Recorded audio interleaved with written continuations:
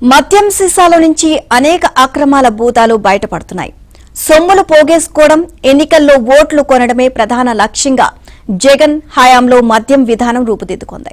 అయితే ముడుపుల వసూళ్లు, రవాణాలో కీలక పాత్ర పోషించిన వారు కొంత సొమ్ము మళ్లింపచేసి మాయ చేశారు. అందులో మాజీ ఎమ్మెల్యే చెవిరెడ్డి భాస్కర్ రెడ్డి చేసిన భూదందా బయటపడింది. తాజాగా సిట్ జరిపిన సోదాల్లో తేలిన సరికొత్త సంగతి ఇది.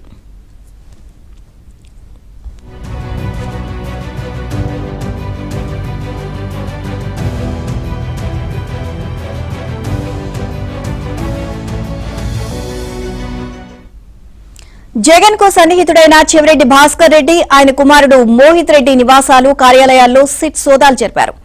మోహిత్ రెడ్డి ఏకంగా 600 కోట్ల విలువైన భూ లావాదేవీలు జరిపినట్లు ప్రాథమిక ఆధారాలు గుర్తించారు. ఇక ఇది అధికారికంగా 6 కోట్ల రూపాయలతో మొదలైనట్లు తెలుస్తోంది. కళ్యాణ వెంకటేశ్వర స్వామి ఇన్ఫ్రా ప్రైవేట్ లిమిటెడ్ పేరుతో గూడూరు చుట్టుపక్కల ఏకంగా 260 ఎకరాలు కొనుగోలు చేశారు. రికార్డుల్లో ఎకరం 2.10 లక్షలు కొన్నట్లు చూపించారు. ఇది రిజిస్ట్రేషన్ విలువ మాత్రమే. బహిరంగ మార్కెట్ విలువ అంతకు అనేక రెట్లు ఉంటుంది. 2022 అక్టోబర్లో ఈ డీల్ జరిగింది.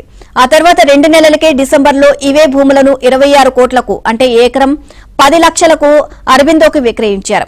ఇది కూడా రిజిస్ట్రేషన్ ధరే. భారీగా ల్యాండ్ బ్యాంకింగ్ ను సమకూర్చుకుంటున్న అరబిందో సంస్థ ఈ భూములను సొంతం చేసుకుంది. ఇక కేవీఎస్ ఇన్ఫ్రా లిమిటెడ్ రికార్డుల్లో ఈ లావాదేవీల వివరాలు నమోదయ్యాయి.